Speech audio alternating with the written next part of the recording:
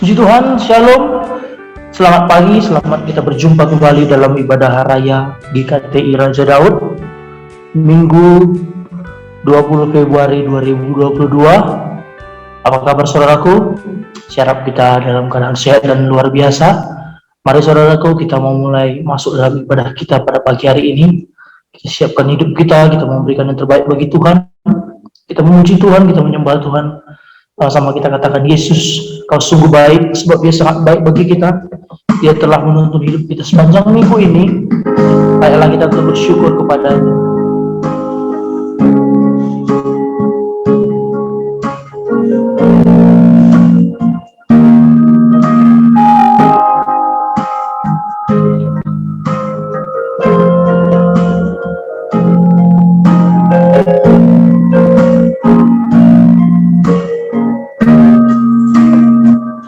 Katakan, Yesus, kau sungguh baik.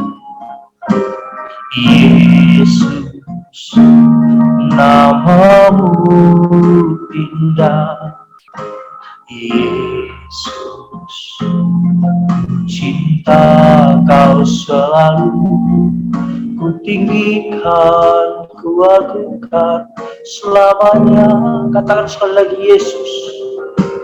Yesus, kau sungguh baik.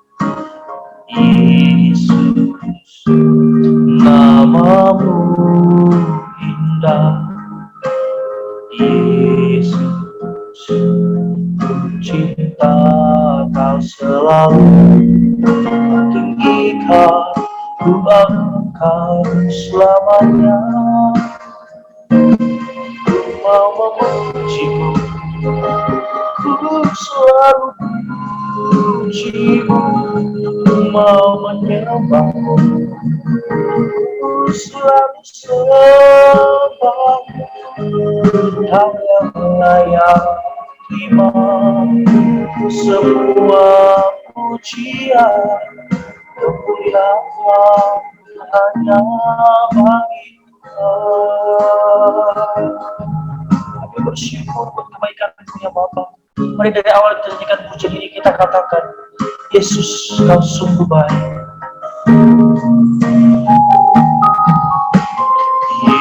Yesus, kau sungguh baik. Yesus, namamu indah. Yesus, cinta kau selalu ku tinggikan, ku agungkan selamanya. Katakan, ku mau memuji, ku selalu memujimu. Ku mau menyembahmu, ku selalu sembahmu. Kau yang layak terima semua pujian, kemuliaan hanya bagi-Mu. Mau memujimu, mau memujimu, ku selalu memujimu. Mau menyembahmu, ku selalu sembahmu. Kau yang layak terima semua pujian, kemuliaan hanya bagi Tuhan. Sekali lagi, ku mau memujimu, ku selalu memujimu. Ku mau menyembahmu, ku selalu sembahmu. Kau yang layak terima semua pujian, kemuliaan hanya bagi Tuhan. Kau yang layak terima semua pujian, kemuliaan hanya bagi Tuhan.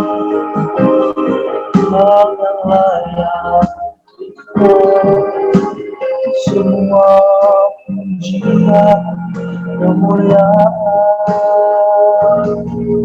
hanya bagi Tuhan. Sebab kemuliaan hanya bagi Yesus, hanya bagi Bapa. Kemuliaan hanya bagi Tuhan. Kau yang layak terima pujian, Kau yang layak terima sembah kami. Kau baik Yesus, Kau baik Tuhan, ajaib Bapa. Terima kasih. Dan sepanjang hari ini, sepanjang minggu ini, Kau tetap menyertai kami. Kau baik, Kau baik, Kau ajaib Tuhan. Kau luar biasa bagi kami, Yesus. Terima kasih. Terima kasih Bapa, segala kemuliaan, segala keagungan hanya bagi Yesus. Dalam mulut kami hanya bermazmur bagimu, Yesus Kau ajaib. Segala kemuliaan, katakan mau memujimu, mau memujimu, ku selalu memujimu, ku mau menyembahmu, ku selalu sembah. Kau yang layak terima semua pujian kemuliaan hanya bagi Tuhan. Kau yang layak, Kau yang layak terima semua pujian kemuliaan hanya bagi Tuhan.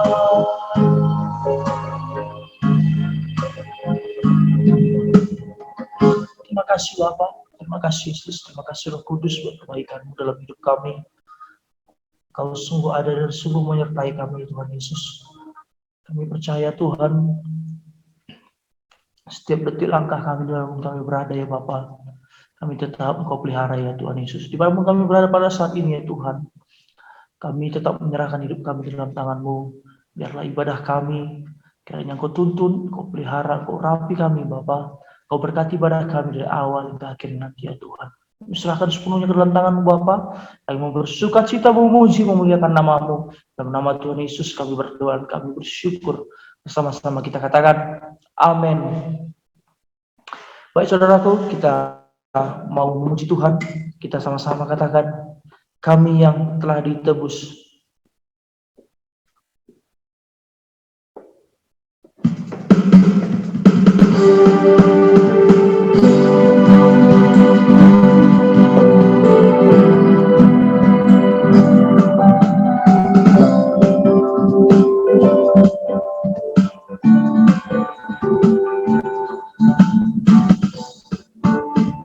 Kami yang telah ditebus dengan darah yang kudus, mengangkat pujian bagi-Mu. Kami baik kudus-Mu sebagai bukti karya-Mu.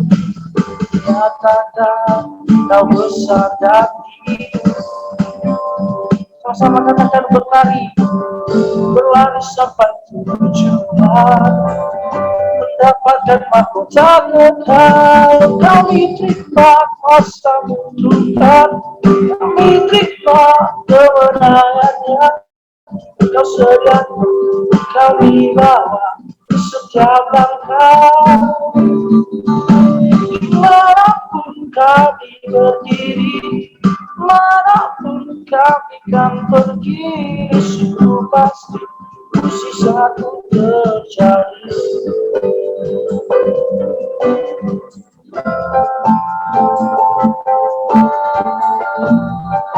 Sama kita katakan dari awal pujian ini, kita katakan kami yang telah ditebus, kami yang telah ditebus dengan darah yang kudus, menangkan pujian bagimu. Kami baik kudusmu, kami baik kudusmu,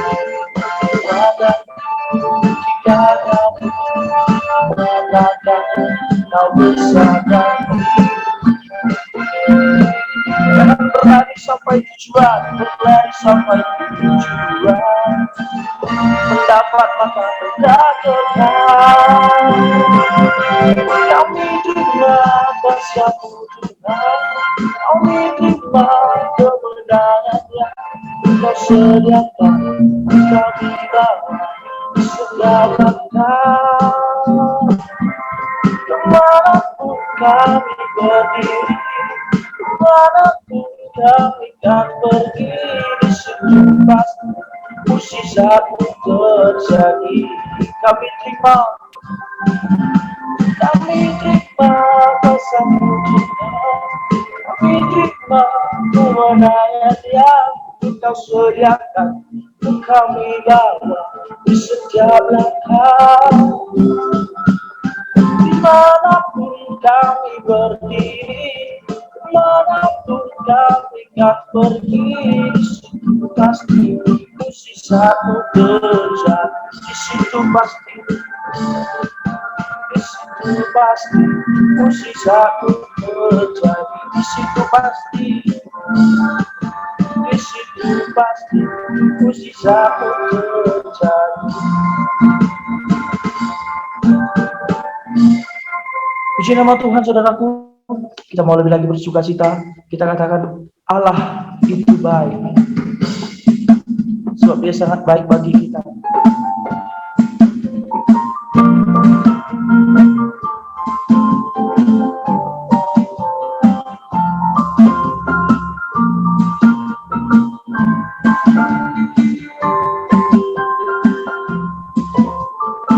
Katakan Allah itu baik, sungguh baik bagiku. Ditunjukkannya kasih setianya yang menyediakan yang ku perlukan, menyatakan kebaikan, menyatakan kebaikan, menyatakan kebaikannya padaku. Dari awal kita katakan pujian ini, sama-sama kita katakan sekali lagi, Allah itu baik. Allah itu baik, sungguh baik bagiku. Ditunjukkannya kasih setianya yang mendadak, yang ku perlukan, menyatakan kebaikan, menyatakan kebaikan, menyatakan kebaikan padaku. Katakan kasih setianya, kasih setianya tak pernah berubah, dulu, sekarang, dan selamanya. Ajaiblah kuasa dalam nama-Nya. Yesus luar biasa, kasih setianya tak pernah berubah, dulu, sekarang, dan selamanya. Amin. Ajaib perkasa dalam nama-Nya. Yesusku luar biasa.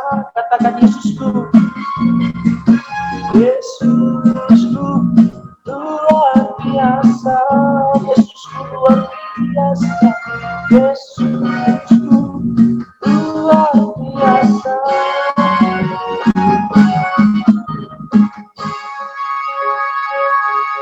Puji nama Tuhan. Mari saudaraku, biasanya kita mengakui pengakuan iman Rasul kita, bersama-sama kita katakan,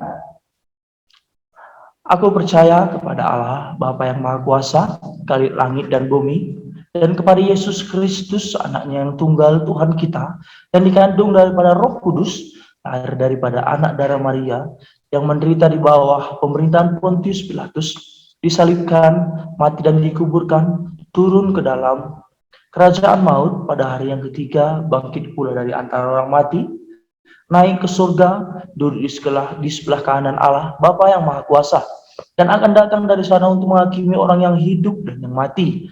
Aku percaya kepada Roh Kudus, gereja yang kudus dan persekutuan orang kudus, pengampunan dosa, kebangkitan daging, dan hidup yang kekal. Amin. Tiba saatnya saudaraku, kita akan mendengarkan firman Tuhan pada pagi hari ini. Kita siapkan hati kita, sama-sama kita akan pujian yang kita katakan, seperti rusa rindu sungaimu.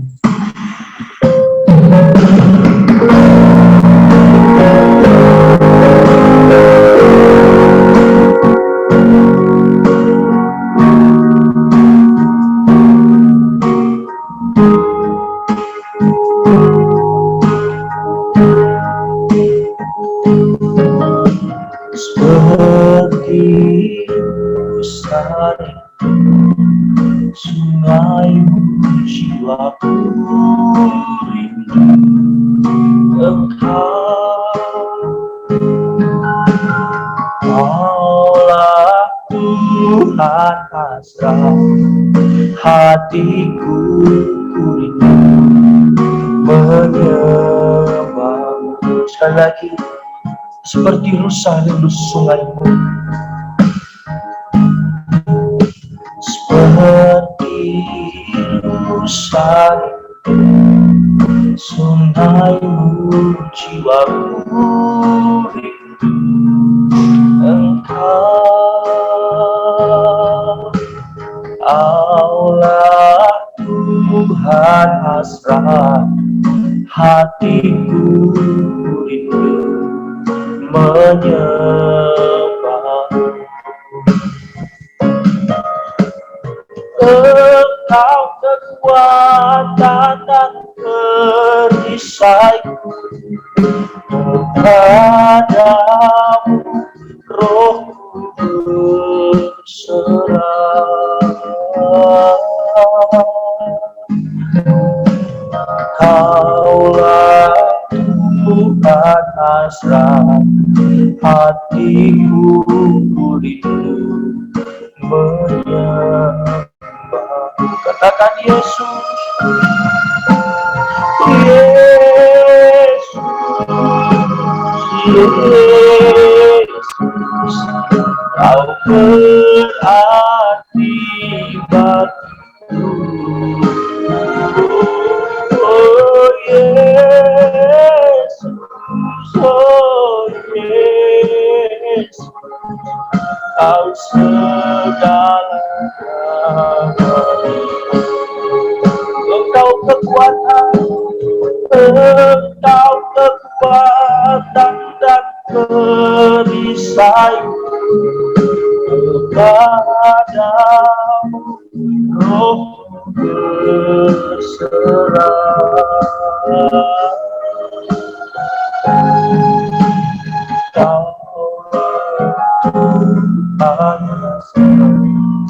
Hatiku rindu menyembahmu.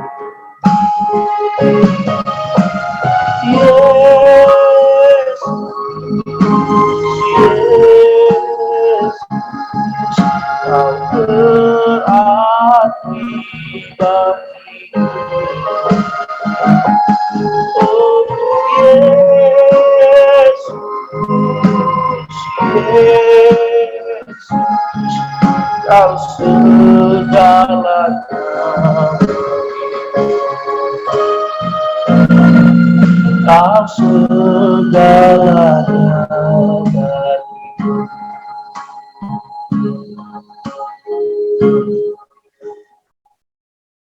Mari kita bersatu di dalam doa. Bapa di dalam surga, kami mengucap syukur pada hari ini kami masih bisa beribadah ke hadapan-Mu, ke hadirat-Mu, walaupun kami masih beribadah secara online di rumah kami masing-masing.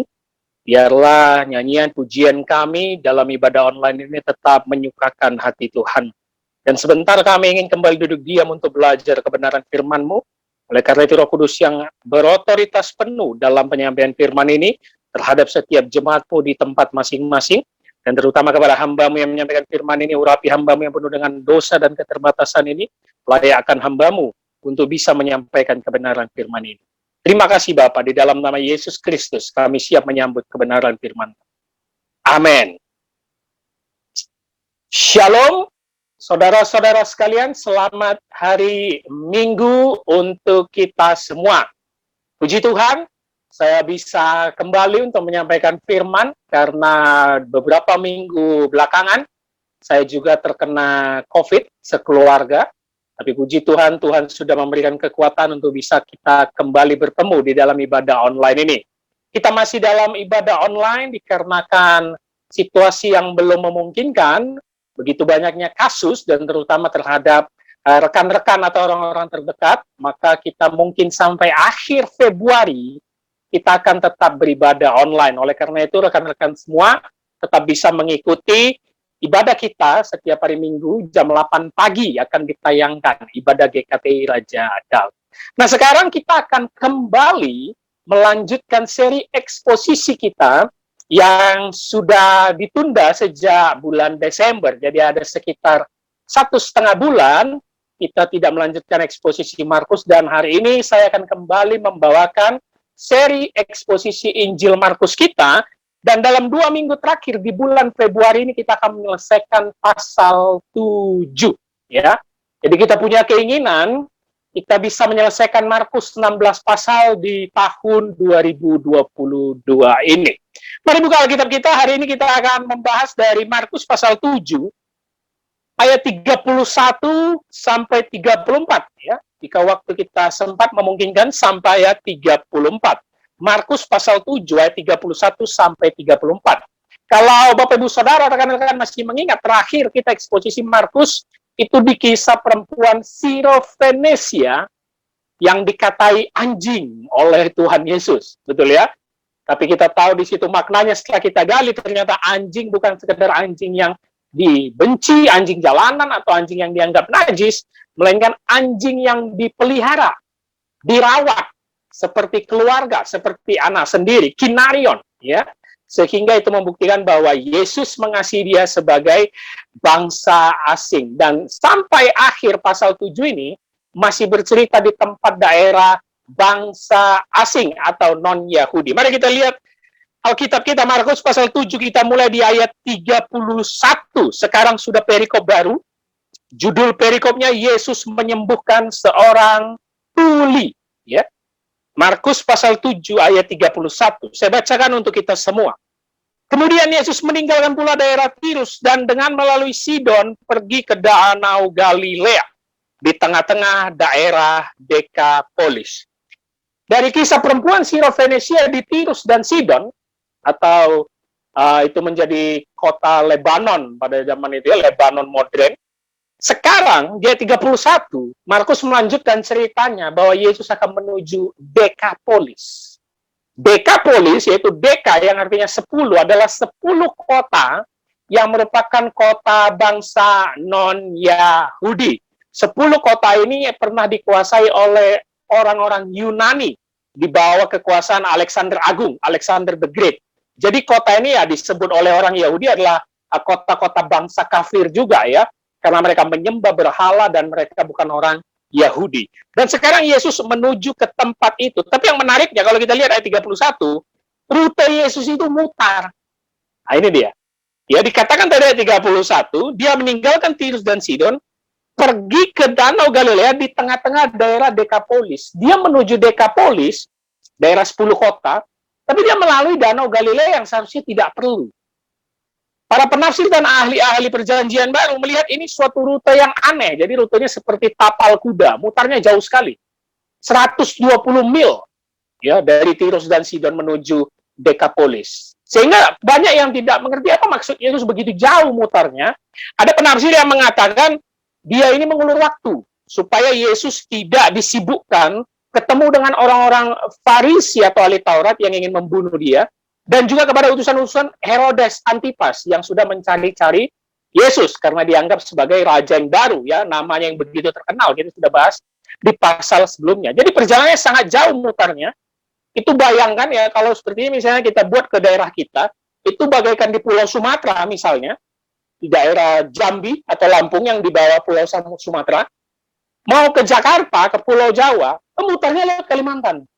Ya, jadi mutarnya gini, kayak bentuk tapal kuda gitu. Itu kan tidak perlu, karena sebenarnya dari Sumatera atau dari Jambi, Lampung menuju Jakarta sudah sangat dekat kan. Tapi Yesus mutar ya. Ada juga yang mengatakan bahwa Markus ini tidak mengetahui letak geografis dari Israel. Cuman itu tafsiran yang kurang masuk akal, karena sebenarnya Markus juga menerima cerita dari murid terdekat Yesus, yaitu Rasul Petrus. Tapi yang pasti, entah itu memang karena Yesus mengulur waktu, atau entah itu memang Markus salah menunjukkan letak geografis kenapa Yesus mutar begitu jauh, yang pasti Yesus ingin melihatkan bahwa hidupnya terlibat dalam pelayanan bangsa non-Yahudi. Bahwa Yesus begitu peduli, mau berapa banyak waktu, tenaga pun yang mereka keluarkan, tapi Yesus ingin lebih banyak lagi menjangkau orang-orang non-Yahudi. Di sini kita melihat di ayat 31, Yesus memberikan banyak sekali tenaga dan waktunya, kepentingannya, pikirannya, perasaannya untuk non-Yahudi setelah perempuan Siro-Fenisia. Ya. Karena kita tahu bangsa Yahudi tidak akan pernah mau menginjakkan kaki di daerah bangsa asing, ya, di daerah orang-orang jajahan Yunani, Helenisasi. Dia tidak akan mau orang-orang Yahudi seperti pengajar-pengajar agama, ahli Taurat dan Farisi. Tetapi Yesus, walaupun begitu jauh perjalanannya, memakan banyak waktu, dia menyempatkan diri untuk fokus terus memberitakan Injil kepada bangsa asing. Dia selalu hadir untuk orang-orang yang distigma negatif, untuk orang-orang yang dipinggirkan, yang dianggap kafir, yang dianggap najis. Ini merupakan pola yang dibuat Yesus supaya kita mencontoh pelayanannya, Bapak Ibu Saudara. Karena terkadang kita orang Kristen atau gereja sangat eksklusif untuk kita dan tidak pernah memberikan waktu yang lebih untuk orang-orang yang terpinggir. Betul ya? Kita tidak perlu ngomong tentang agama lain di bangsa kita, tetapi bagaimana orang-orang terpinggir, yang kita lihat banyak orang penyakitan, orang di penjara, orang miskin di pinggiran-pinggiran ibu kota, kita sepertinya kurang peduli. Bahkan kalau berbicara di pedalaman-pedalaman yang belum mengenal Injil, kita langsung mengatakan itu tugas misionaris. Gitu ya. Nah, itu sudah tugas mereka. Tugas kita itu hanya khotbah di gereja-gereja besar, di Jakarta misalnya kan. Tetapi sebenarnya Yesus ingin memberikan contoh bahwa dia adalah orang yang sangat peduli terhadap penginjilan terhadap orang-orang terpinggir. Saya selalu katakan, Yesus itu betul-betul hadir untuk menciptakan keadilan sosial pada zaman itu.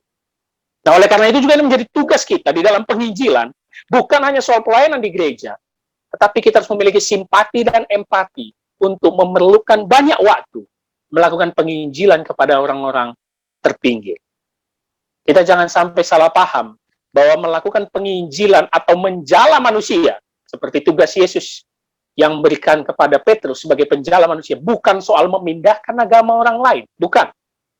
Bukan soal kita pacaran sama perempuan beda agama, terus kita ajari Alkitab, terus kita bawa ke Kristen, bukan seperti itu ya.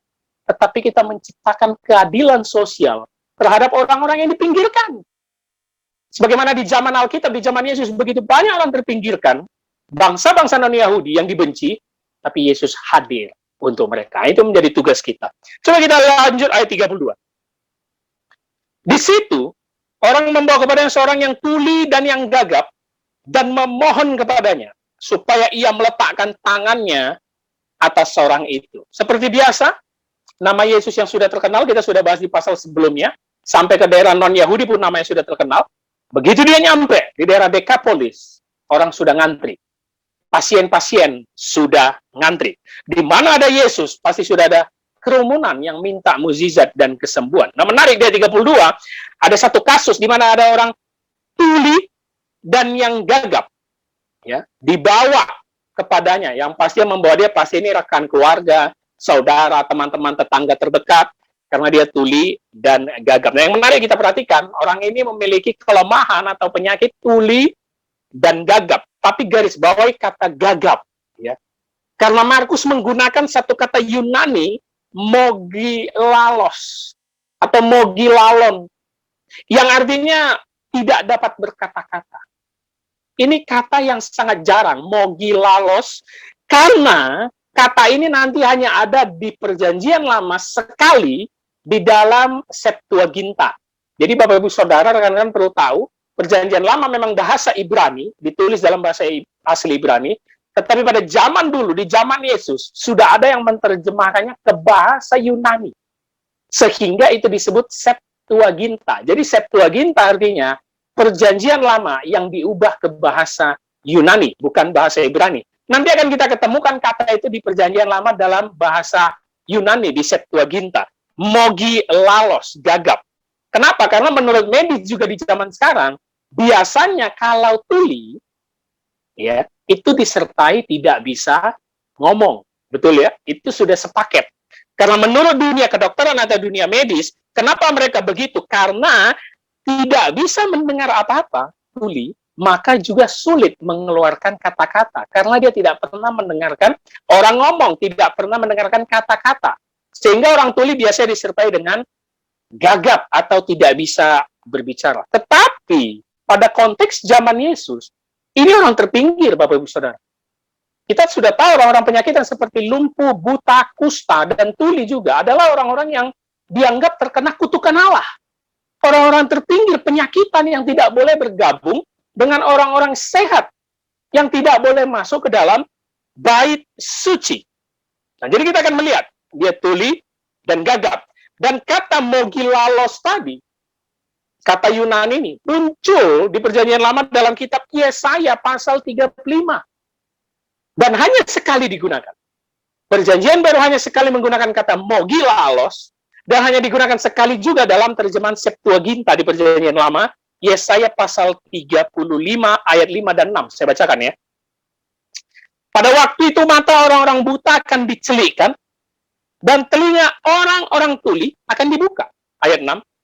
Pada waktu itu orang lumpuh akan melompat seperti rusa, dan mulut orang bisu, di sini menggunakan mogilalos, mulut orang bisu akan bersorak-sorai.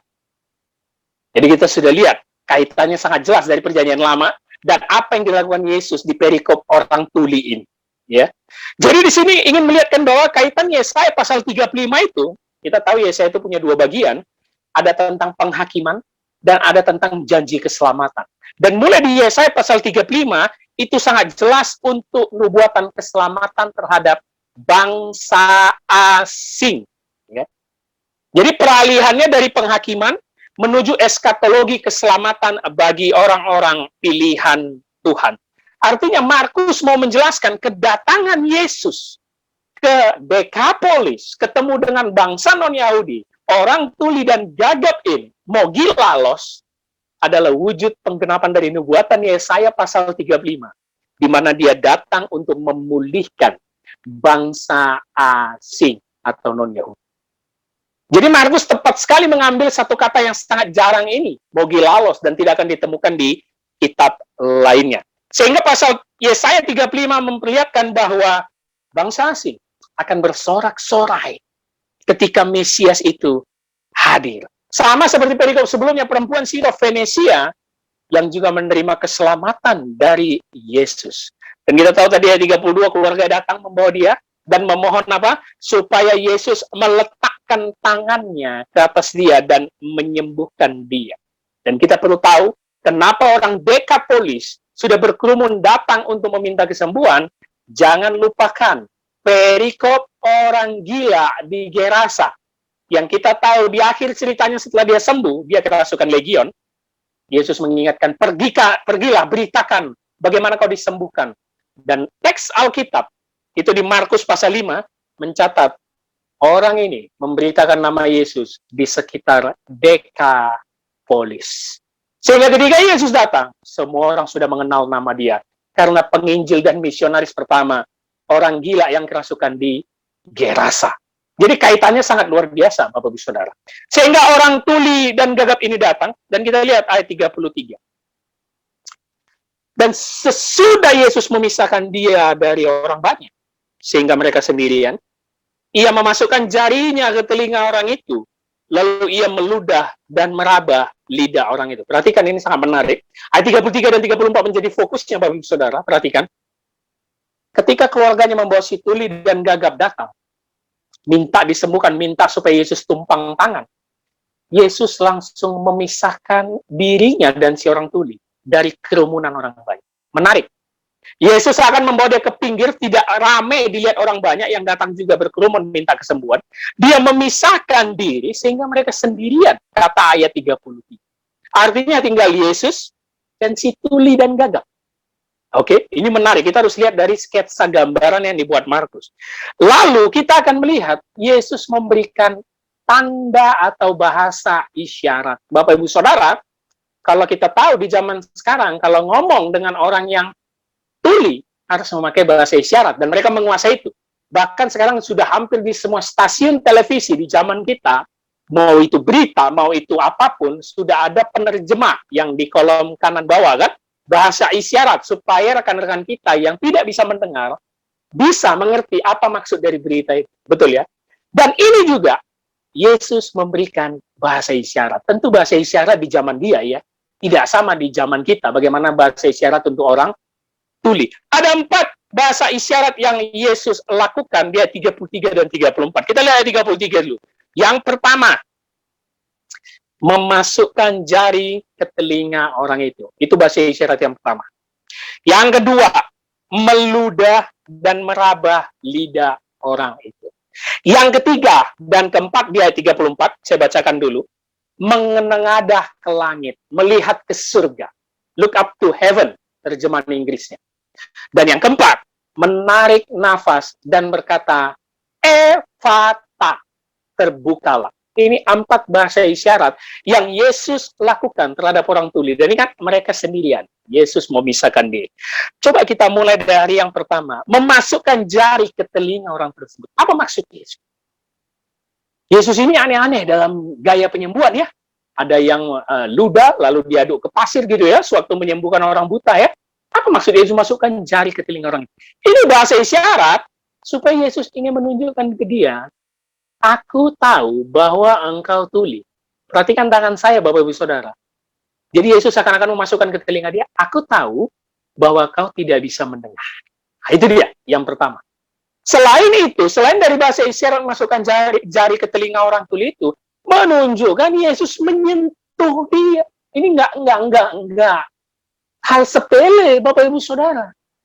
Karena orang Yahudi najis bersentuhan dengan orang non-Yahudi, tetapi Yesus memberikan sentuhan, menyentuh telinganya dengan kedua jarinya, menunjukkan belas kasihan Yesus, menunjukkan kasih sayang Yesus, walaupun dia orang Israel, yang seharusnya tidak boleh bersentuhan dengan non-Yahudi. Jadi sentuhan sekecil ini, itu punya makna yang dalam, seakan-akan Yesus ingin mengatakan, aku mengasihi engkau. Itu yang pertama, memasukkan jari ke telinga. Lalu, dilanjutkan ini apa lagi? Ayat 33 tadi. Meludah dan meraba lidah orang itu. Makin menarik. Yang pertama, dia ingin menunjukkan bahwa aku mengasihi engkau, menyentuh engkau, kau bukan kuanggap gila, kau bukan kuanggap najis, kau bukan kuanggap haram. Lalu Yesus meludah dan meraba lidah orang itu. Yang pertama menunjukkan aku tahu kau tidak bisa mendengar. Yang kedua apa?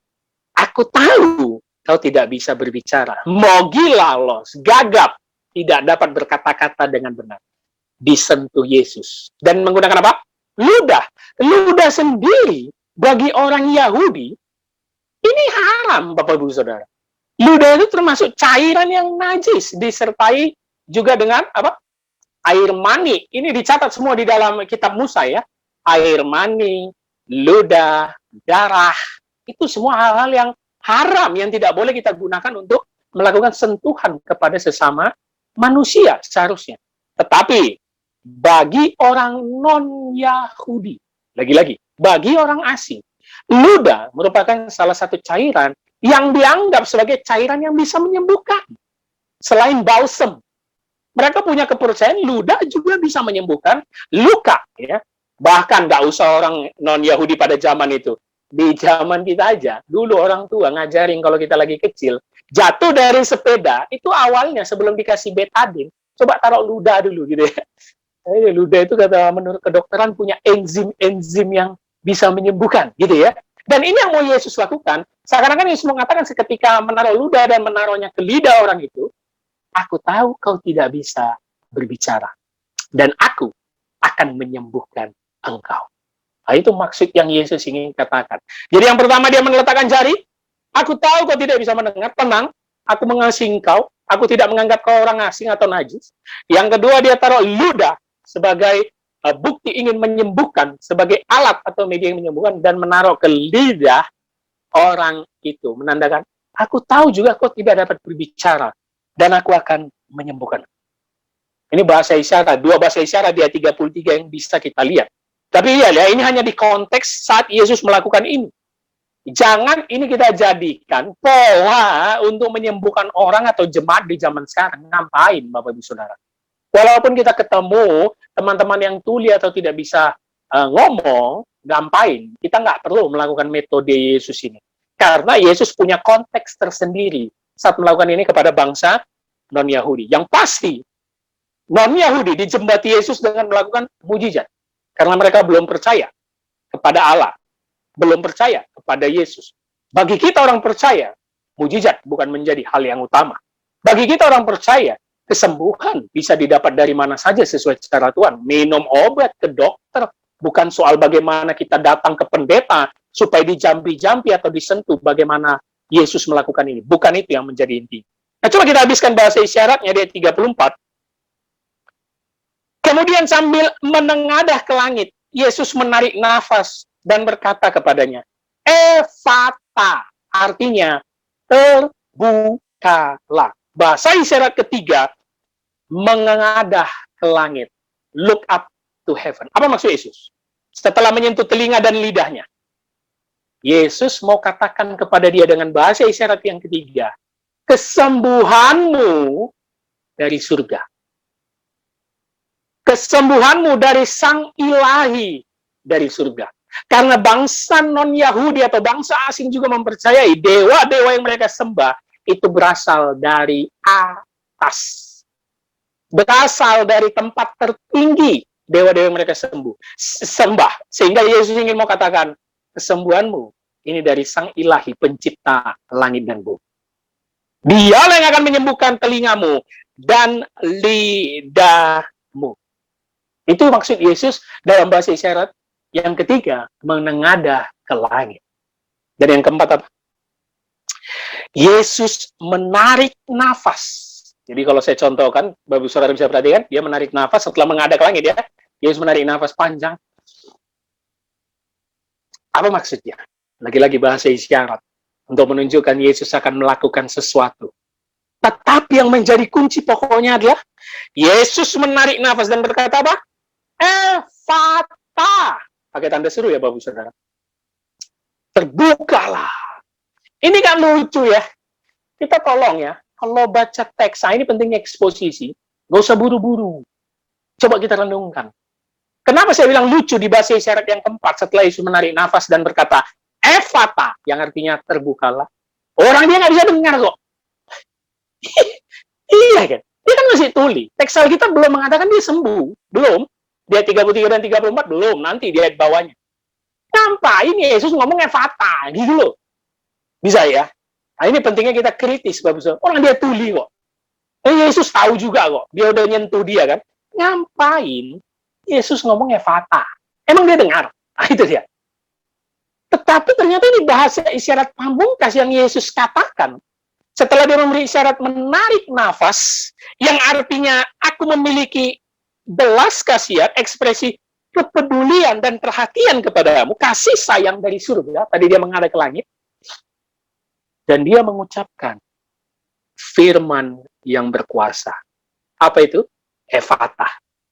Walaupun si tuli belum bisa mendengar, tetapi ketika efatah terucap, jadilah, terbukalah, maka nanti ayat 35 yang akan kita bahas minggu depan, si tuli seketika juga langsung mendengar. Yang tidak bisa bicara, langsung bicara. Bapak-Ibu Saudara, ini sangat menarik sekali. Kita akan melihat kaitannya di minggu depan. Apa maksud ketika Yesus mengucapkan satu kata, yaitu Efatah. Ini adalah bahasa Aram ya. Yesus itu menggunakan bahasa Aram dalam kehidupan sehari-harinya bersama murid-murid. Mungkin juga ini bahasa Yunani sesuai teks Perjanjian Baru, tapi biasanya Markus mengambil bahasa Yesus hari-hari, yaitu Aram. Efatah, terbukalah, be open. Yesus tahu kok dia tuli. Tapi satu kata ini adalah firman yang berkuasa dari mulut Yesus. Dan kita akan melihat nanti, di ayat 35-37, bahwa kata ini menandakan Yesus adalah Allah. Dan kita akan melihat kaitannya, bagaimana kata Efatah, terbukalah, itu sama dengan ketika Allah menciptakan langit dan bumi, menjadikan bumi dan isi. Jadi ini sangat luar biasa, Bapak-Ibu Saudara. Kita boleh mengkritisi ngapain Yesus mengucapkan Efatah, tetapi ketika kata itu diucapkan tepat, ya, nggak nunggu berhari-hari, nggak nunggu 2 menit, 5 menit, ketika kata itu diucapkan tepat, nanti dia 35, terbukalah telinga orang itu, dan seketika itu terlepas pula lah pengikat lidahnya. Menarik, Bapak-Ibu Saudara. Jadi ada bahasa isyarat yang Yesus lakukan untuk menunjukkan rasa belas kasihan dan kasih sayangnya kepada orang ini. Bagaimana Yesus adalah orang Yahudi, Israel, tetapi dia mengasihi orang yang tuli dari Dekapolis ini, non-Yahudi. Kuasa firman dari mulut Yesus, Efatah, menunjukkan dia adalah Allah yang berkuasa, menjadikan sesuatu, dan memerintahkan sesuatu. Kita akan mulai minggu depan, sedikit lagi mulai dari ayat 34, supaya lebih jelas dari Efatah ini. Dan minggu depan, di akhir bulan Februari, kita akan mengakhiri pasal 7 ini ya, sampai ayat 37. Ya, sampai ayat 37. Betul ya, sampai ayat 37. Ini kisah yang sangat menarik, yang walaupun kita sudah melihat pola-pola yang Markus ceritakan, begitu banyak kesembuhan yang sudah Yesus lakukan. Nah, ini yang menarik bisa kita lihat di minggu ini, Bapak-Ibu Saudara. Bagaimana kepedulian Yesus kepada bangsa asing.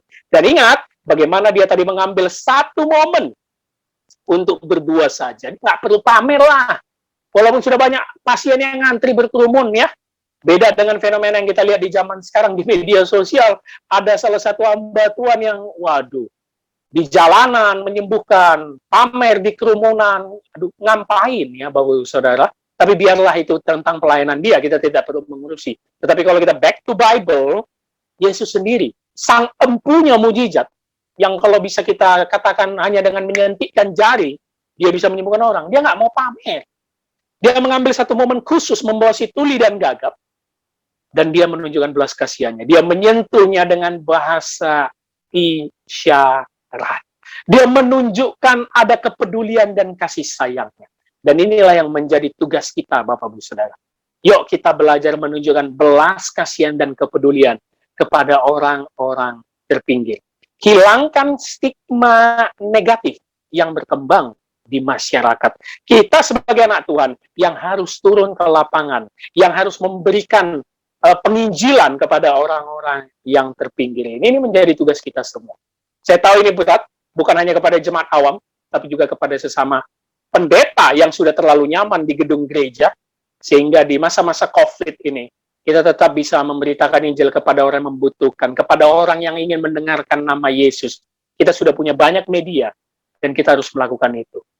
Bisa juga lewat santunan yang kita lakukan juga kepada berbagai yayasan yatim piatu, jompo, dan juga kepada yayasan agama-agama lain. Ini yang menjadi tugas kita. Dan ini yang Yesus ingin katakan kepada kita setiap umatnya. Sekali lagi saya katakan, penginjilan bukan soal membawa orang pindah agama ke Kristen. Tapi penginjilan adalah seperti yang Yesus lakukan, menciptakan keadilan sosial. Kita akan lanjutkan minggu depan.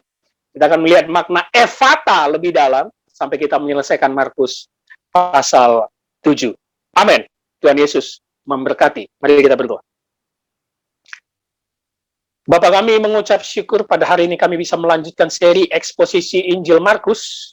Dan hari ini kami belajar tentang penginjilan yang sangat luar biasa, di mana kami diingatkan untuk mengasihi setiap manusia, tidak memandang suku, agama, dan rasnya.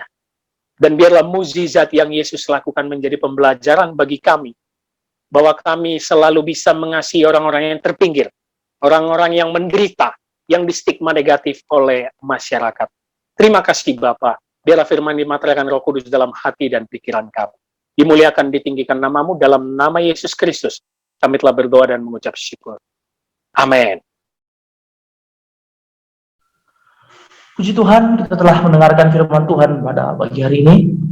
Pada saudaraku, kita memuji Tuhan, kita katakan, sebab Dia adalah penolong yang setia.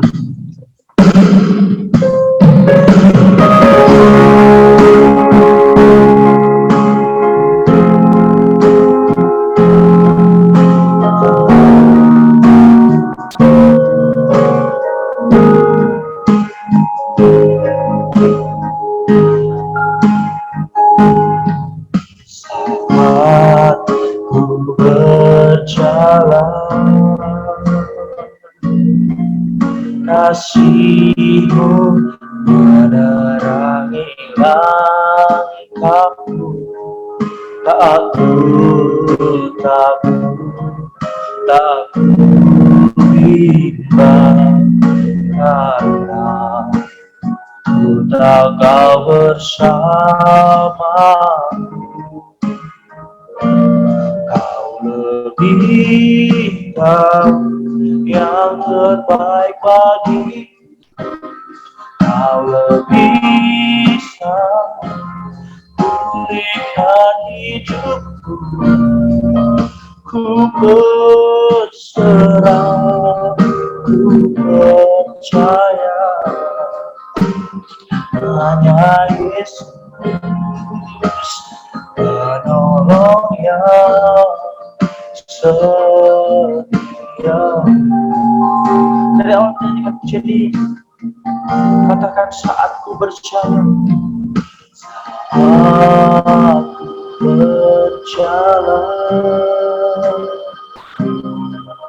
kasih-Mu menerangi langkahku, aku bimbang,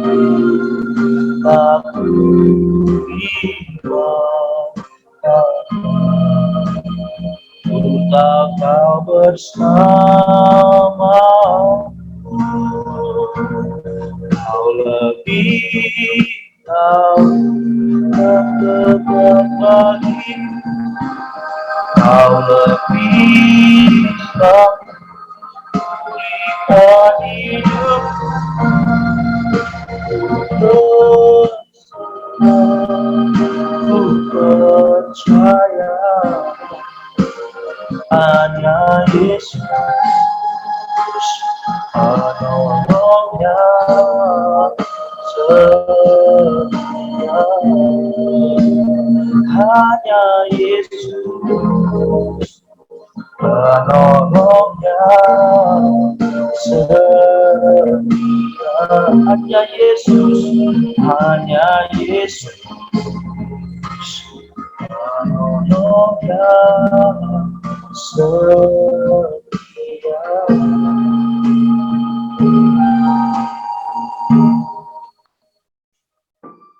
Shalom, selamat hari Minggu untuk kita semua. Saya sebagai gembala ingin menyapa kita semua. Saya selalu berdoa kita dalam keadaan sehat di tempat kita masing-masing. Kita tahu bahwa COVID, ya, virus Omikron ini menyerang sudah semakin marak di tempat kita. Tapi saya ingin mengatakan supaya kita tetap menjaga kesehatan. Dan bagi yang beribadah online, tetap serius dalam mengikuti ibadah online kita. Seperti biasa, warta kita pada hari ini, kita mulai dari persembahan. Karena kita ibadah online, saya harus selalu mengingatkan ini, bagi teman-teman yang mengikuti ibadah kita, yang tergerak hatinya untuk memberikan persembahan dan perpuluhan, bisa memberikan melalui rekening BCA kita. Kalau BCA atas nama yayasan, kalau Bank BKI itu atas nama gereja kita langsung, GKT Jemaat Raja Daud. Saya menghimbau supaya kita betul-betul membiasakan diri, mendisiplinkan diri untuk memberi kepada Tuhan. Selanjutnya kita akan melihat kelas pendalaman Alkitab. Mungkin, ya kemungkinan besar, Rabu ini kita akan mencoba memulai lagi. Ya, kita akan mencoba memulai, kita tentu akan melihat situasi kondisi, dan biasanya atau beberapa minggu terakhir kita melakukannya di Senayan City. Jadi, bagi teman-teman yang tertarik, mau dari manapun Anda, bisa menghubungi kita. Di situ ada rekan kita majelis, Evangelis Romi, supaya mengikuti kelas pendalaman Alkitab, supaya kita sambil nyantai, ngobrol. Ya, jadi kita membuatnya di Mall Senayan City. Saya harapkan semua bisa hadir dalam kelas pendalaman Alkitab. Selanjutnya kita punya channel YouTube, ada 2, Hanya Alkitab dan GKT Raja Daud. Setiap khotbah mingguan akan ditayangkan di YouTube GKT Raja Daud. YouTube Hanya Alkitab ini membahas isu-isu teologis dan semuanya. Kalau teman-teman ingin menambah wawasannya, jadi tetap like, comment, subscribe, dan share. Puji Tuhan sudah 1.500 lebih subscriber. Oleh karena itu ditonton untuk menjadi pembekalan kita untuk memahami firman Tuhan lebih dalam lagi. Dan yang terakhir kita melihat buku dan buletin yang masih ada, tetapi saya menjualnya dalam bentuk PDF, dan untuk buletin minggu depan akan terbit yang ke-5, ya, buletin yang terbaru.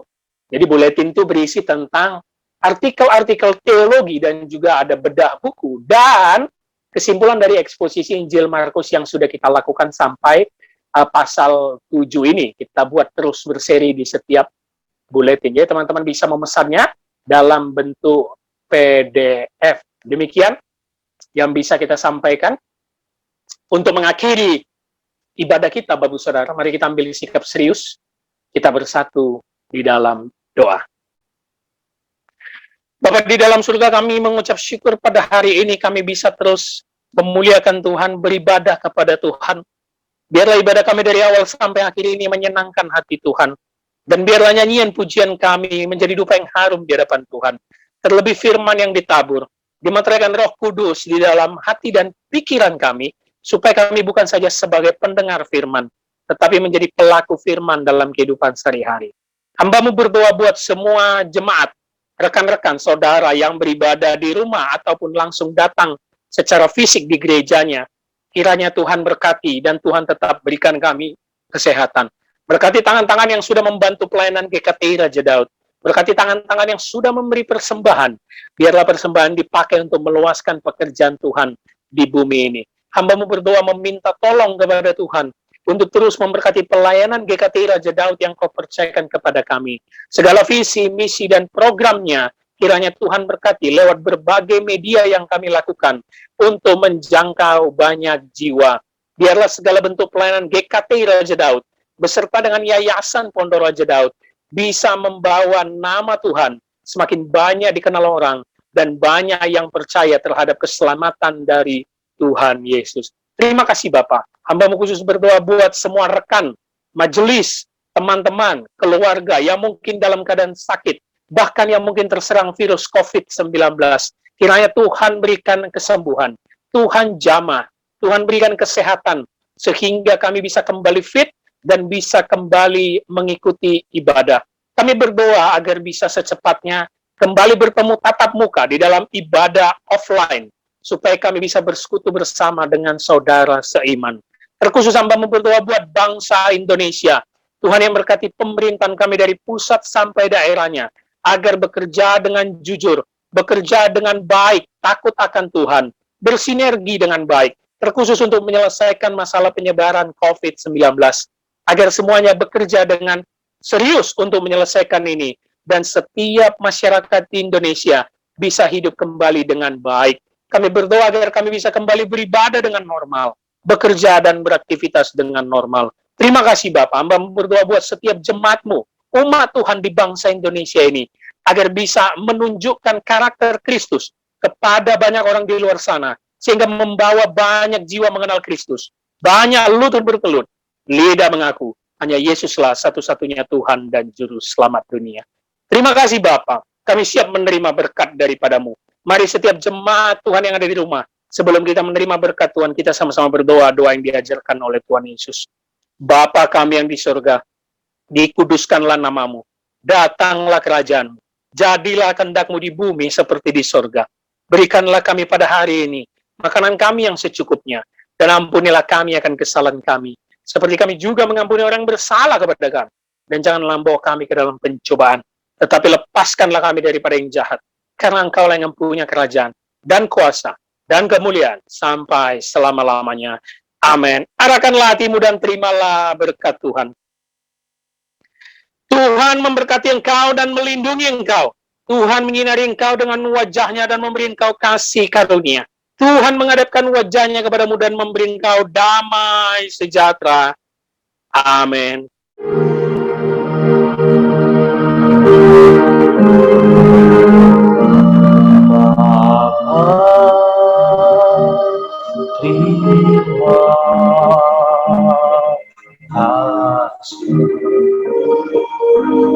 Bapa,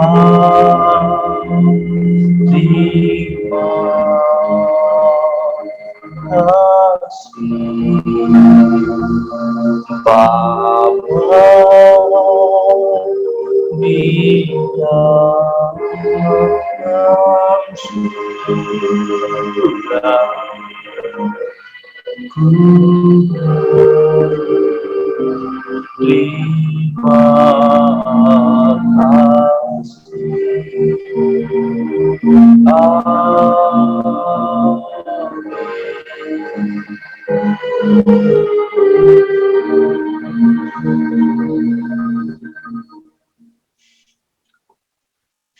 Amin. Puji Tuhan, selamat hari Minggu, dan demikianlah rangkaian ibadah kita pada pagi hari ini, saudaraku. Dan tetap semangat dan tetaplah setia dalam ibadah-ibadah kita yang ada, meskipun kita pada saat ini masih ibadah online. Tetaplah setia, tetaplah menonton channel ini dari awal hingga akhirnya, saudaraku, sehingga kita dapat menerima berkat hari Minggu setiap harinya. Terima kasih, saudaraku. Sampai jumpa kembali. Selamat beribadah, selamat hari Minggu, dan sampai jumpa kembali. Tuhan Yesus memberkati kita semuanya. Shalom.